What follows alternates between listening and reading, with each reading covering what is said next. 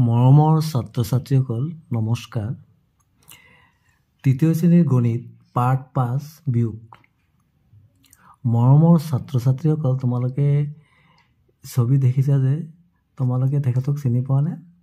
তেওঁ হ'ল ভাৰতৰ অৰণ্য মানৱ, ফৰেষ্টমেন অফ ইণ্ডিয়া, আমাৰ অসমৰ যাদৱ পায়েং ডাঙৰীয়া। তেওঁ 1915 চনত তেওঁক 26 জানুৱাৰীৰ দিনা ভাৰত চৰকাৰে তেখেতক পদ্মশ্ৰী অভিধাৰে সন্মানিত কৰে। তেওঁক অৰণ্য মানৱ এইবুলি কোৱা হয়। তেওঁ কি কৰে? গছ ৰোপণ কৰি ভাল পায়।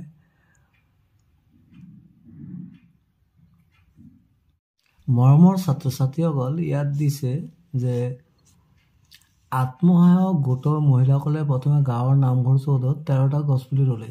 তেওঁলোকৰ লগত ৰুবলৈ থকা গছপুলিৰ সংখ্যাৰেখাত হয় চাওঁ আহা। ইয়াত তেওঁলোকে কি আছিলে? প্ৰথমে ইয়াত কিমান আছে? 37টা। তাৰমানে 37ৰ পৰা আমি 13 কি কৰিব লাগে? বিয়োগ কৰিব লাগে, কমাব লাগে। তেনেহ'লে আমি প্ৰথমে এইদৰে 10 কমালোঁ। তাৰপিছত আৰু কিমান? 1 2 3 13 আৰু 1 2 3। তাৰমানে ক'ত পালোঁগৈ? আমি 24ত পালোঁ। তাৰমানে 37ৰ পৰা 13 বিয়োগ কৰিলে 24 হয়। তাৰমানে মহিলাসকলৰ হাতত 24টা পুলিৰ পৰা 15টা পুলি তেওঁলোকে আলিবাটৰ দাঁতিত শাৰী শাৰীকৈ ৰুলে। এতিয়া তেওঁলোকৰ লগত কেইটা পুলি থাকিল? আকৌ 24ৰ পৰা আকৌ কিমানটা ৰুলে? 15টা। তেনেকৈ থাকিলে আমি এতিয়া 24টা আছে আৰু 15টা। 15 মানে কি? 1 10 5। তাৰমানে 1 2 3 4 5 6 7 8 9 10। ইয়ালৈকে 10 হয়। এতিয়া 10 1 2 আৰু কিমান আছে? 5 15। ইয়াত 1 2 3 4 5। তাৰমানে এতিয়া পুলি কেইটা থাকিব? 9টা। তাৰমানে 24ৰ পৰা 15 বিয়োগ কৰিলে আমি কিমান পাম? 9। তাৰমানে কেইটা পুলি লৈ যাব? 9টা। এতিয়া ইয়াত দিছে সংখ্যাৰেখাৰ সহায়ত বিয়োগ কৰোঁ আহা। 32ৰ পৰা 15 বিয়োগ কৰিব লাগে। ইয়াত আমাৰ 32টো ক'ত আছে? ইয়াত আছে। ইয়াৰ পৰা আমি 15 বিয়োগ কৰিম। মানে 15 মানে 1 10 5। তাৰপৰা তুমি 1 2 3 4 5 6 7 8 9 10। ইয়ালৈকে 10 হয়। তো ইয়ালৈকে আমি এনেকৈ দি দিছোঁ, এইটো 10 আৰু কিমান? 5 5 1 2 3 4 5। তাৰমানে আমি কিমান পালোঁ? 17। তাৰমানে 32ৰ পৰা 15 বিয়োগ কৰিলে আমি কিমান পালোঁ? 17। ইয়াত আমি 56ৰ পৰা 22 বিয়োগ কৰিব লাগে। 56 ক'ত আছে? ইয়াত আছে। ইয়াৰ পৰা আমি 22 বিয়োগ। 22 মানে কিমান? 1 2 3 4 5 6 7 8 9 10। 1 10 ইয়ালৈকে হ'ল। 22 মানে 2 10 2। তোমাৰ আকৌ 10 1 2 3 4 5 6 7 8 9 10। ইয়ালৈকে আৰু 1 10 হ'ল। তো 2 2 গ'ল আৰু কিমান? 2 1 2। তাৰমানে আমাৰ কিমান থাকিলে? 34।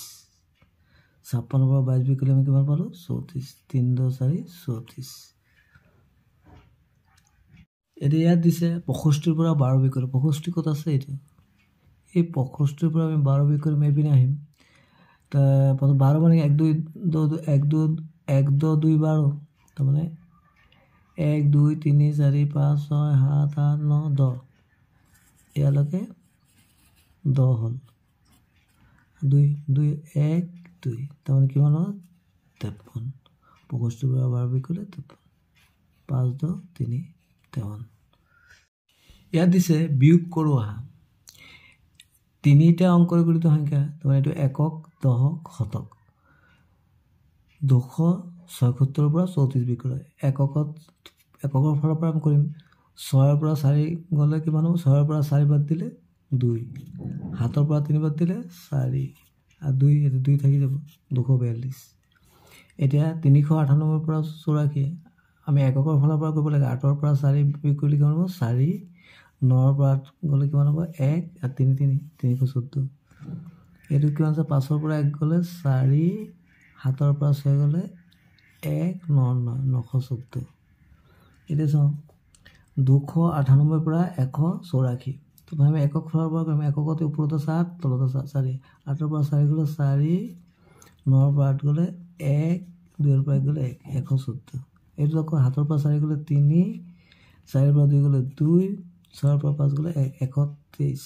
ইয়াত আকৌ 6ৰ পৰা 3 গ'লে 3, 4ৰ পৰা 4 গ'লে একো নাথাকে মানে 0, 8ৰ পৰা 5 গ'লে 3, 303। এতিয়া 62 পেজত দিছে ইয়াত কৰোঁ আহা।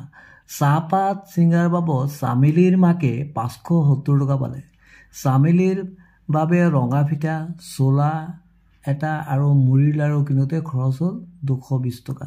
তেওঁৰ হাতত কিমান টকা জমা থাকিল? তাৰমানে 570 টকা চামেলিৰ মাকে পালে চাহপাত চিঙাৰ বাবে, কিন্তু চামেলিৰ বাবে কিমান খৰচ কৰিলে? টোটেল 220 টকা। তেতিয়া কিমান থাকিলে? তাৰমানে কি 220 টকা খৰচ কৰা মানে কমি গ'ল, মানে 570ৰ পৰা আমি 220 বিয়োগ কৰিব লাগে। আমি কি কৰিম? এইটো আমি 570 লিখিলোঁ, তাৰ পৰা আমি 220 টকা বিয়োগ কৰি দিলোঁ। 570 টকাৰ পৰা 220 টকা বিয়োগ কৰিলোঁ, যিটো খৰচ হ'ল। এইকেইটা তেওঁ পাইছিলে ইমান টকা, খৰচ হ'ল ইমান, বিয়োগ কৰি দিলে হৈ গ'ল, উজুতি কৰিলে হ'ল। এইপিনে একক, দশক, শতক, এককৰ পৰা 0ৰ পৰা 0 গ'লেতো 0 থাকিলে। 7ৰ পৰা 2 গ'লে কিমান? 5, আৰু 5ৰ পৰা 3 গ'লে 5ৰ পৰা 2 গ'লে 3, 350 টকা। তাৰমানে আমি কি পালোঁ যে তেওঁৰ হাতত কিমান টকা জমা থাকিলে? তেওঁৰ হাতত 350 টকা জমা থাকিল।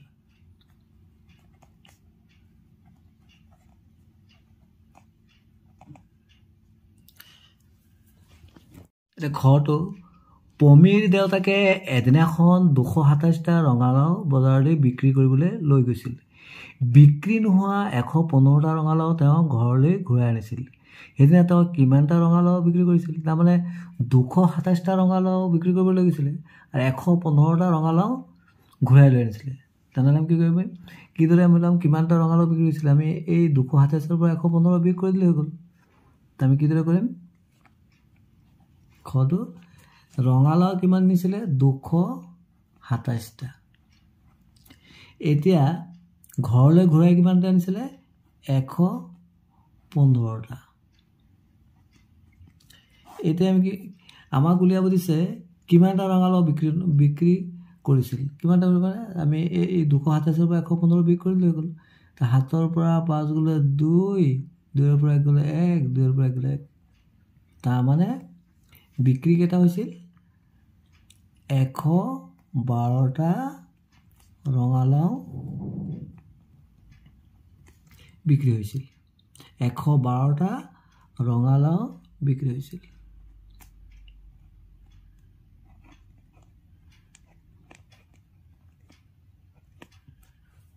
পিছৰটো গ, বাগিচাখনত 120টা ফুলৰ পুলি আছে। বাগিচাখনত আৰু কিমানটা ফুলৰ পুলি ৰুলে মুঠ পুলিৰ সংখ্যা 150টা পুলি? তাৰমানে 120টা আছেই, 150টা হ'ব লাগে। তাৰমানে আমি কিমানটা পুলি ৰুব লাগিব? তাৰমানে 150ৰ পৰা আমি যে 120 বিয়োগ কৰি দিওঁ, তেনেহ'লে পাই যাম। আমি কিদৰে কৰিম? গড়টো আমি এইদৰে কৰিম। তাৰমানে পুলি হ'ব লাগে কিমান? 150টা। 150টা পুলি হ'ব লাগে। এতিয়া বাগিচাখনত কিমানটা পুলি আছিলে? 120টা। 120টা পুলি আছেই, তেনেহ'লে আমি বিয়োগ কৰিলে কিমান পাম? 0ৰ পৰা 0 গ'লে 0, 5ৰ পৰা 2 গ'লে 3। তাৰমানে আমাক উলিয়াব দিছিলে বাগিচাত কিমানটা পুলি ৰুলে মুঠ 150 হ'ব? তাৰমানে 30টা পুলি ৰুলে। এই 30টা পুলি যদি ৰয় তেনেহ'লে 150টা হৈ যাব। ঘৰটো ৰমাৰ হাতত 178 টকা আছে। 200 টকা হ'বলৈ ৰমাক আৰু কিমান টকা লাগিব? 178 টকা এটা আছে, 200 টকা হ'ব লাগে। তাৰমানে 200ৰ পৰা আমি যদি 178 বিয়োগ কৰোঁ তেতিয়া পাই যাম। তেনে আমি কিদৰে কৰিম ঘৰটো? তাৰমানে কিমান হ'ব লাগে? 200 টকা হ'ব লাগে। এতিয়া 200 টকা হ'বলৈ তেওঁৰ হাতত কেইটা আছে? ৰমাৰ হাতত 178 টকা আছেই। আমি কিদৰে কৰিম? প্ৰথমে এককৰ ভাড়া কৰিম। আমি ইয়াৰ পৰা 1 ধাৰ কৰিলোঁ, 1 ধাৰ কৰিলোঁ 10, 10ৰ পৰা 8 গ'লে 2। ইয়াত কিমান আছে এতিয়া? ইয়াৰ পৰা ধাৰ কৰাৰ পিছত 9 থাকিলে, 9ৰ পৰা 7 গ'লে 2, ইয়াত নাই। তাৰমানে 22 টকা। তাৰমানে 200 টকা হ'বলৈ ৰমাৰ আৰু কিমান টকা লাগিব? 22 টকা লাগিব। থেংকছ ফৰ ৱাচিং। ভিডিঅ'টো চোৱাৰ বাবে সকলোলৈ ধন্যবাদ থাকিল। ইয়াৰ পৰৱৰ্তী ভিডিঅ'ত এই পাঠৰ বাকী থকা গণিতসমূহ বুজাবলৈ চেষ্টা কৰা হ'ব, তাৰমানে 63 পেজৰ পৰা।